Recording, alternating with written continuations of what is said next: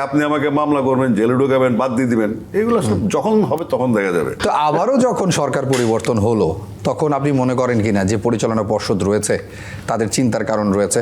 কারণ যিনি এখন যুব এবং ক্রীড়া প্রতিমন্ত্রী হয়েছেন তিনি নিজেই বলেছেন যে এই বিসিবি কমিটি অবৈধ, এই নির্বাচন অবৈধ, এবং তিনি নিজেই বলেছেন যে তাদের কাজকর্ম পছন্দ নয়। সো জি, তিনি এই কথাগুলো যখন বলেছিলেন তখন তিনি ক্রীড়া প্রতিমন্ত্রী ছিলেন না, তিনি ছিলেন বাংলাদেশ জাতীয়তাবাদী দলের ক্রীড়া সম্পাদক। জি, তো ওই স্ট্যান্ড থেকে অনেক কথা বলা যায়, বাট এখন যে স্ট্যান্ডে আছেন সেখানে তাকে আলোচনায় বসতে হবে, ফ্যাক্ট ফাইন্ডিংয়ে যেতে হবে এবং কোথায় সমাধান সেটা খুঁজতে হবে।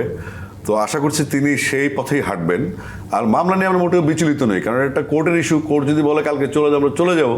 আর আমরা তো কারো চাকরি করি না এখানে, বিসিবিতে আমরা স্বেচ্ছাশ্রমে আসছি এখানে, আমাদের কাজ আছে, কারো ব্যবসা আছে, আমাদের ক্যারিয়ার আছে। তো এখানে আমরা আসলে ভালোবেসে আসছি, ক্রিকেটটা আমরা ভালোবাসি, এটা সুযোগ নিলাম, সুযোগ হিসেবে নিলাম জিনিসটাকে, যে আমরা সার্ভিস সম্মানের বিষয় আছে, বোর্ডের ডাইরেক্টর, বড় বড় প্লেয়ার্সের দেখা হবে, একটা টুর্নামেন্ট হবে, একটা দেশের সাথে কিছু কাজ করতে পারবো। তো ওইরকম কোনো থ্রেট আমি কখনোই ফিল করি না, শুধু ক্রিকেট বোর্ড না, সারা দুনিয়াতে না, যে আপনি আমাকে মামলা করবেন, জেলে ঢুকাবেন, বাদ দিয়ে দিবেন, এগুলো আসলে যখন হবে তখন দেখা যাবে। বিশ্বের নানা প্রান্ত থেকে রেমিটেন্স লেনদেনে নগদ নিয়ে এলো হার নামানা হার অফার। সর্বনিম্ন 10,000 টাকার রেমিটেন্স নগদে পাঠালে স্বর্ণের হার জেতার সুযোগ।